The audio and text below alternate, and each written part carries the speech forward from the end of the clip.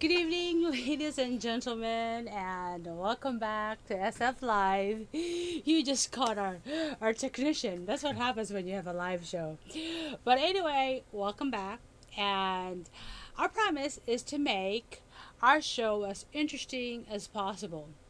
And hopefully, true to our word, tonight we have a couple of special guests. Very talented playwright, artistic director, and an author. And we have Cecilia Gaerlan, a playwright from UC from Berkeley.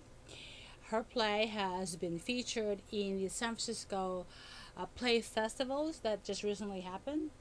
And then we have Allan Manalo, not related to Mr. Manalo of Iglesia Ni Cristo. He is the artistic director of the Bindlestiff Studio. So we'll ask them, and you'll be very impressed. Welcome, Cecilia and Allan. How are you guys doing? We're doing great. Great. Thank you for having us here. Yes, thank you. Oh, it's awesome. So anyway, let's talk about your play, a 2-act play. It's called In the Hands of God, and you're talking about Saint Francis de Assisi. Yes. The patron saint of the homeless. That's right. And your playwright, you're telling in this play that he's insane. Now, that would be kind of a challenge for Filipinos, given Filipinos are Catholic. So, let's talk about your research. Right. Well, I think it was way back in 2002, and I was in Assisi. And I was so impressed by the pilgrims. I mean, there were so many pilgrims, and it was so awesome. Right. Anyway, so I started reading a book about Saint Francis. I bought one from the souvenir store. Okay, blah blah blah. And then I started wondering about the father, because what happened was, when he was about 24, he renounced his father before the entire Assisi. So it was like a court of law, and the father wanted control of him because he was going haywire. He was basically insane and going around in the streets naked, and this was previously a party boy. Oh, really? Yeah, really? because Okay, the father was this rich merchant, and he was part of a group called Tripudiantes, which was revel makers. And then he went to war with Perugia, the neighboring town, and afterwards he came back, and he was a different personality. And then he started... No more party boy. No more party boy. And I think he had a nervous breakdown. Then he started seeing visions. And then very soon he was stealing from the father. And then he was going around in Assisi begging, naked. Wow. So that was the premise. So the father tried to take control of the son. Right. But then St. Francis renounced him before a court of law and said, "You are no longer my father. From now on, my father is the one up in heaven," blah, blah, blah. Oh, my goodness. So I kind of felt for the father. So this was written from the point of view of the father. So how did he get involved with the homeless people, though? Well, I think he became like the poster boy because he was homeless. Oh, okay. He lived on the street, and he gathered these bunch of people, and some of them were rich people, some were poor, from all walks of life, who joined him. Okay. Renounced poverty. Yeah. And but it wasn't a unique idea, because it was already espoused by other people before him, centuries before him. Right. But then it wasn't it wasn't an order in the beginning. Right. So it was just a band of brothers, and they called themselves frates minores. Well, let's talk about, when you write a play, this idea comes into your head about the story, but then when you actually start casting the character, do you see a person that personifies, like when you start casting, right? Oh, you mean for the acting? For the actors? Exactly. Oh, okay. But when you're writing the play, that's already part of it, right? Isn't it? So that when somebody walks in and say, there's St. Francis de Assisi in my play. Is that part of your process? Maybe you're the artistic director of Bindlestiff. Well, I'm also a writer too. But, okay, all right. I think when and you know, probably we all have different processes. But I know usually when you're writing it, you don't, you maybe you have a face in mind, but I don't think we don't necessarily cast like we think of an actor or actress. Right. But as a director, like that's my job. For example, we're going to be doing a stage reading of a play, and one of the processes is to read the play and eventually think of the actors who would match the play. That's right. Yeah. There's an unspoken or unwritten rule in theater where actually the playwright sometimes doesn't have a say in that. That's true. Yeah. It's really up to the theater company and the director whether or not they will allow the playwright to. Sometimes the playwright has to sacrifice that and say, okay, here he goes. Please don't mess up my baby. That kind of thing. But some theater organizations will involve the playwright and allow them to have a hand in the casting too. Right. But, Right. So let's talk about the Bindlestiff Studio. That has been going on for a long time, right? Yes. The Bindlestiff Studio right now, when you mention the name Bindlestiff Studio, suddenly it's like, ooh, the Filipino Theater Group. Oh, that's good. Because I think. Yeah. Well, originally when we first started, Bindlestiff's been around since 1989. Exactly. And I took it over in '97. That's when it became more Filipino American. Right. And one of my goals was to make it synonymous with Filipino American Oh, theater. exactly. Well, you've done a good job Because then. it's not really a everyone's always say, why don't you just change the name to something Tagalog or something? And I go, no, how often like do you? Palaka or something like that. Yeah, right. Exactly. Theater for the tao or something. But yeah, I think it's a rare opportunity to be able to take something that's in English, word or an American. What does Bindlestiff mean? Well, Bindlestiff was a term used during the Depression era to describe what was some of the what we call homeless now. Right. What it is these travelers who had to leave their families to go look for work around the Depression era. So they would wrap all their worldly belongings in a bindle and carry it on a stick, and that was known as a Bindlestiff or a hobo. Oh, okay. So I think it was called that because the area that we're at is on Sixth and Howard is. That is the hobo. Yeah, and so there's a lot of homeless people, some down and out people too. It's a very colorful neighborhood, but it's going through a revitalization process right now, and a lot of arts organizations are opening up. We're opening up our brand new theater there in the beginning of next year, 2011. Very excited about that, and that's I was just telling Cecilia about that. About building theater, building a theater. One of the elements of building a theater is the writing to invite writers and playwrights because it's ultimately it comes down to the story.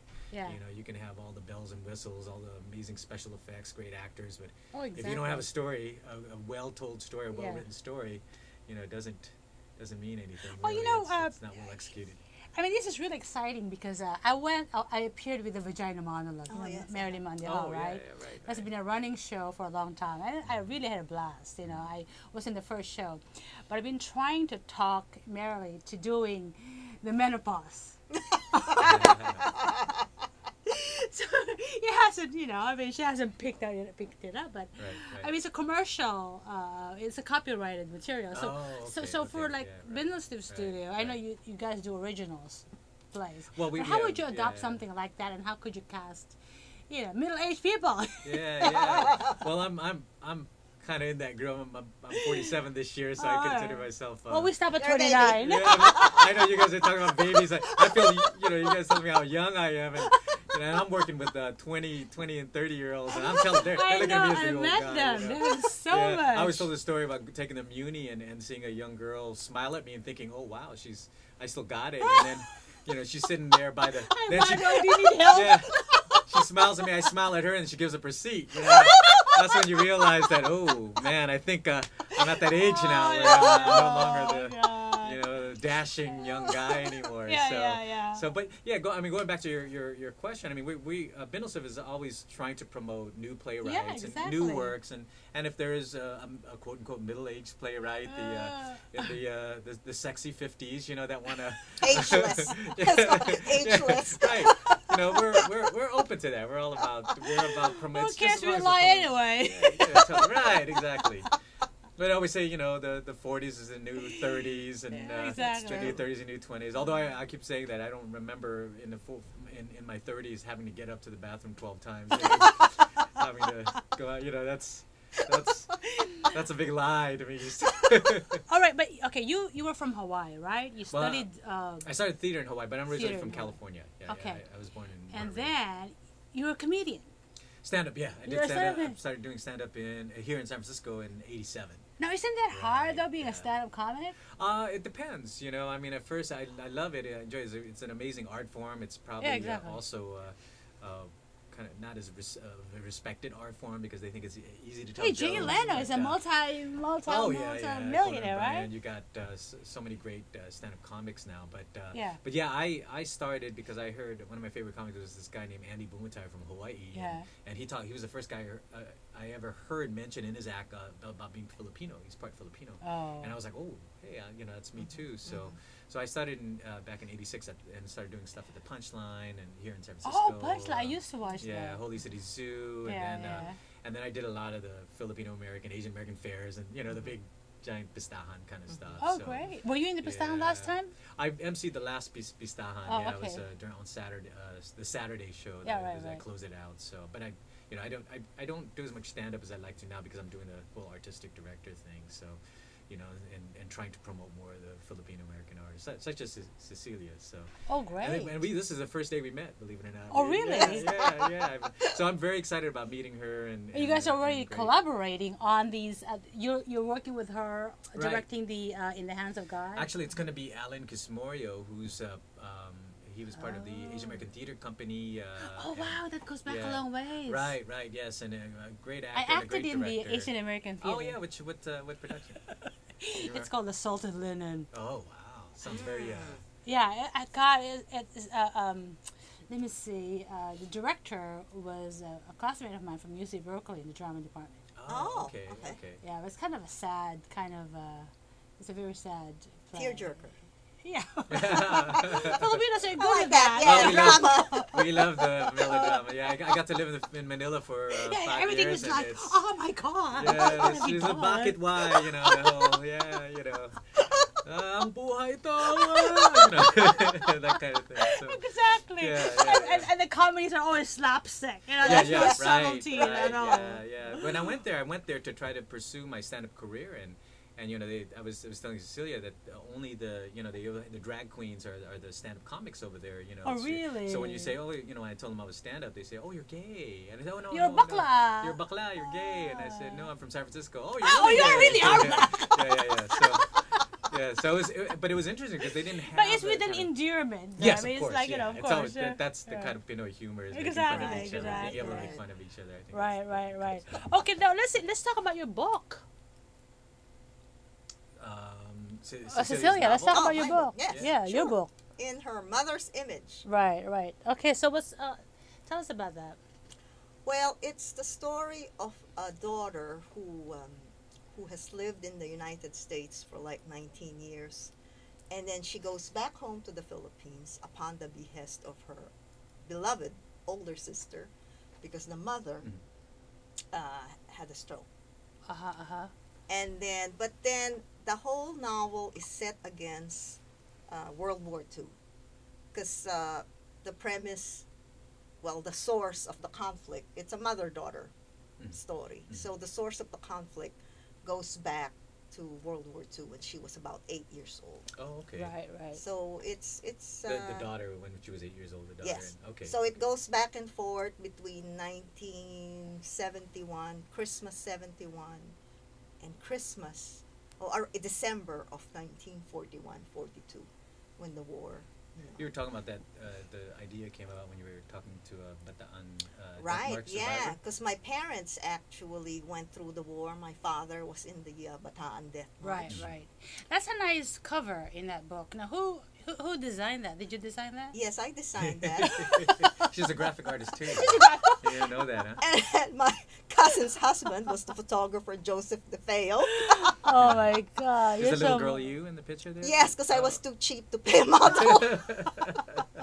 That's cool. It makes it personal. But then, you know, the scroll there, the oath, that's part of the oath. That's part of the oath that the prisoners from Capas, from Camp O'Donnell signed. Right. Because when they were Denounced, captured, well, the fall came in April of 1942, and then I think they were released in August. So they had to be released. Somebody had to sign for them. Oh.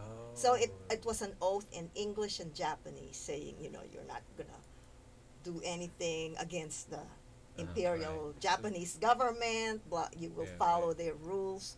Basically, it was an oath of allegiance So like a denouncement of their previous government and acceptance of the new. That's why in 1945, during the liberation, which, you know, part of it was in the book, a lot of ex-soldiers were rounded up.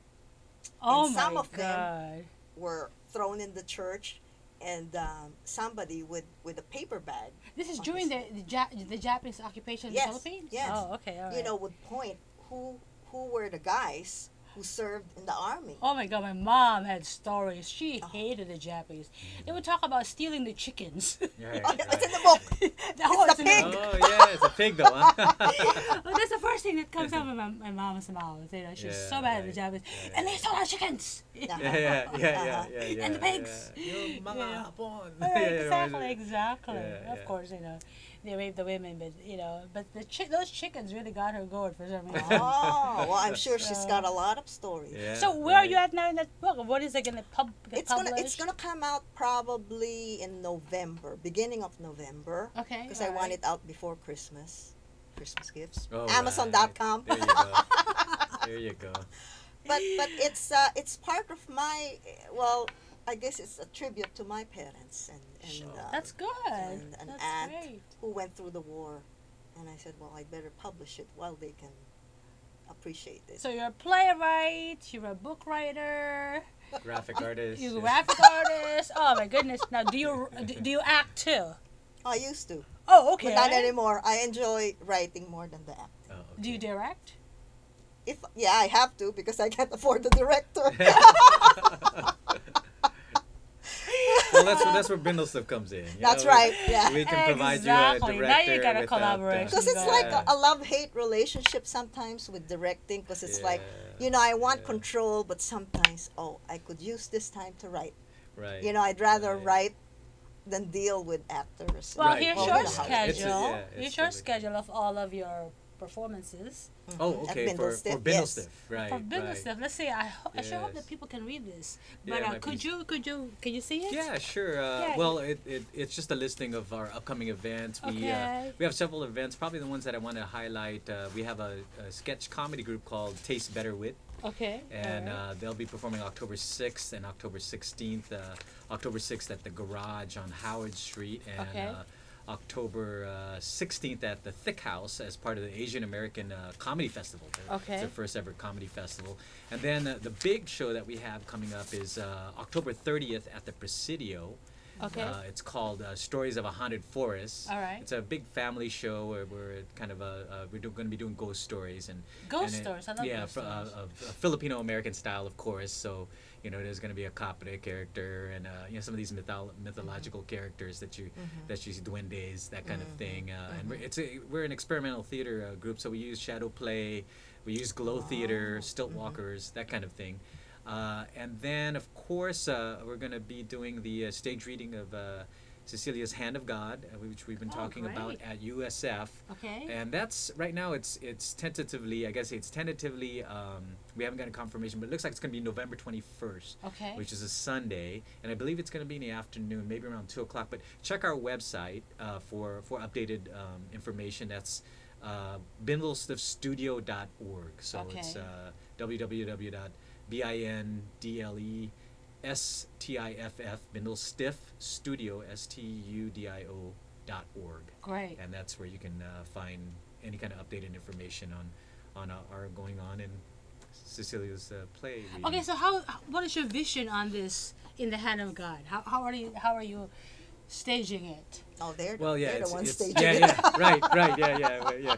We got her words. We're gonna take her words and we're gonna treat them with the utmost respect, and it's It's gonna be up to the director. Okay, how long is Alan it? Gizmorio. It's 94 pages, so I'm Right. guessing it's about maybe almost 2 hours, maybe. Yes. Yeah, almost 2 hour play, probably with an intermission.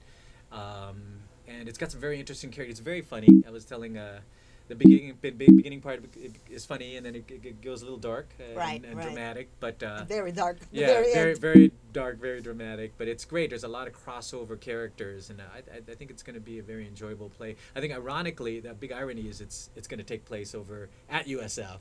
That's which true. is Jesuits College University, and it's about Saint Francis de Assisi. So I hope they don't so- stone us to death. Yeah. Well, that's it. Just shows how far the Catholic Church has gone, maybe, or unless they don't know that this might be happening. But I think it's gonna be a good experience, and I think so. Because in the end, Saint Francis finds redemption. Because what I couldn't understand was how a saint who's venerated for his, gentleness. Muslims and Christians were fighting each other. There was the plague, there was death everywhere. People needed a glimmer of hope, and Francis provided that with the promise of a better So afterlife. this basically It was was nothing original, but a saint people who latched was on. not during last He was hailed as a saint, a savior even, during his lifetime. And he was canonized just 2 years after his death. Isn't that so? Ah, hello, my friend. Oh, how I love this time and place. It's so liberating. I feel free. Short station break. We'll be back with more revelations from the author of St. Francis of Assisi, Mystic or Madman. Are you all right? Of course, he's all right. Yes, yes. My favorite perfume, Chanel number 5, huh? Oh, not bad. She could lose a few pounds here and there, but not bad at all. Thank you so much. You're too kind. For those who just tuned in, our guest today is Peter Bernard, the author of St. Francis of Assisi, Mystic or Madman. Oh, this is so exciting. Imagine a book about me on the New York Times bestseller list.